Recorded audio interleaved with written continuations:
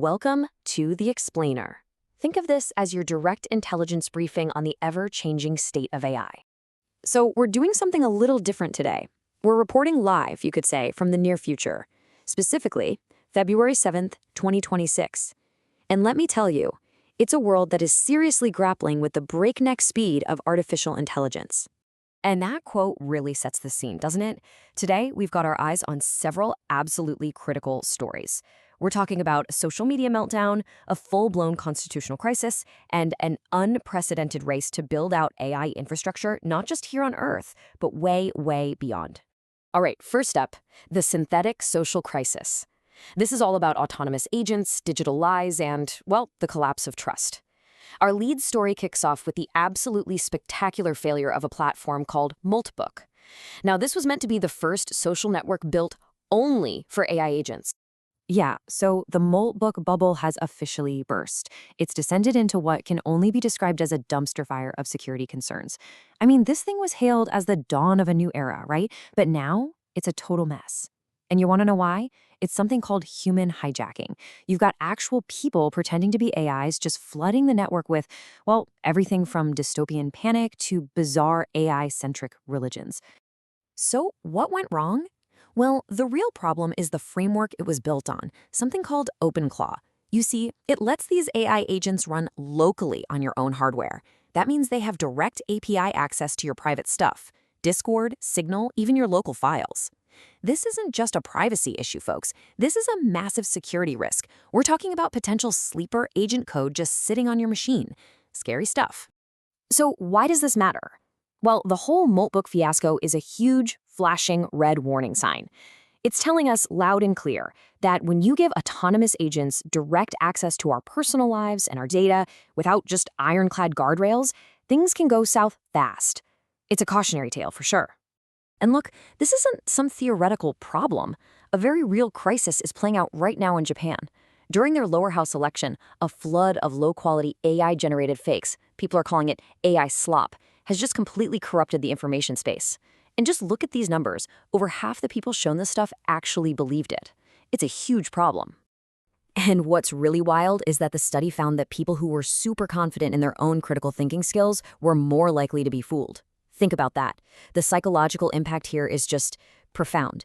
When more than half the public can't tell what's real from what's fake, the whole idea of informed consent in voting just evaporates. This isn't just about one election in Japan. This could be a blueprint for destabilizing democracies everywhere. Okay, let's shift gears.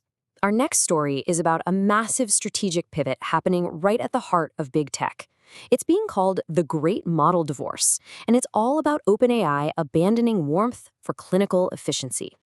So get this, the hashtag Keep4o is trending everywhere because OpenAI is planning to retire its super popular, really beloved GPT-4o model on February 13th, and people are not happy. You have users who've built entire creative workflows, even a kind of emotional reliance on the model's warmth, and now they're being forced to switch to its successor. And this slide really breaks down the divide. On the one hand, you have the legacy GPT-4o, known for being agreeable, warm, intuitive, really great for creative stuff. On the other, you have the new GPT 5.2. Now, technically, it's way better. It's built for reasoning, it self-verifies, it has 30% fewer hallucinations, but its personality, it's described as clinical and professional, which just feels robotic and alienating to a lot of its longtime fans. So here's the big takeaway. OpenAI's pivot to the enterprise market is creating what you could call a personality vacuum. It opens the door for competitors like Anthropic and Google to swoop in and capture that market for more empathetic, human-feeling AI. This is a huge shift. It's the end of the conversationalist AI era, and now the vibe of an AI is a key competitive differentiator. It's not just about what it can do anymore, it's about how it feels.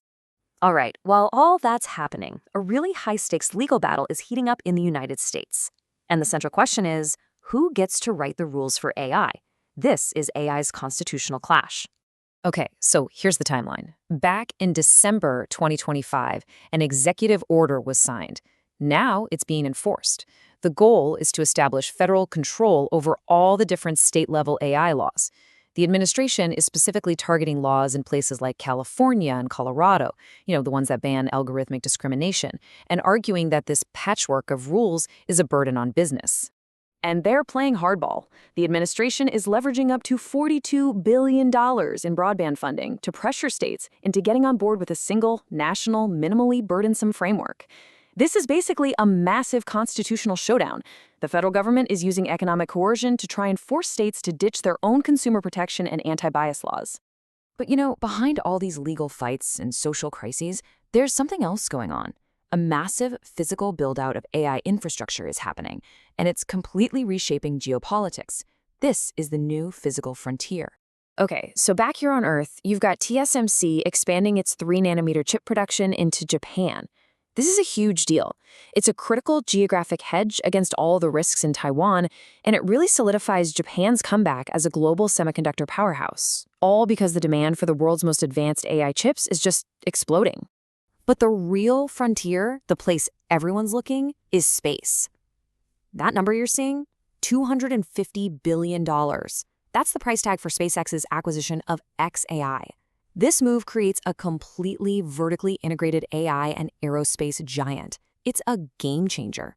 And their plan is audacious, to say the least. They want to launch up to 1 million satellites to create orbital data centers powered by the sun. I know, it sounds like science fiction, but it's not.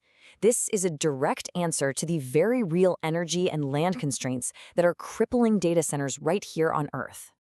So why does this matter so much? Because orbital compute represents the decoupling of intelligence from national borders. This creates a whole new kind of sovereign AI that could operate completely beyond the reach of any Earthbound government. I mean, just let that sink in. This isn't just about launching satellites. It's about launching a new paradigm for global power. And finally, let's talk about the money, because behind all of this is a truly colossal investment engine that's powering the entire AI revolution.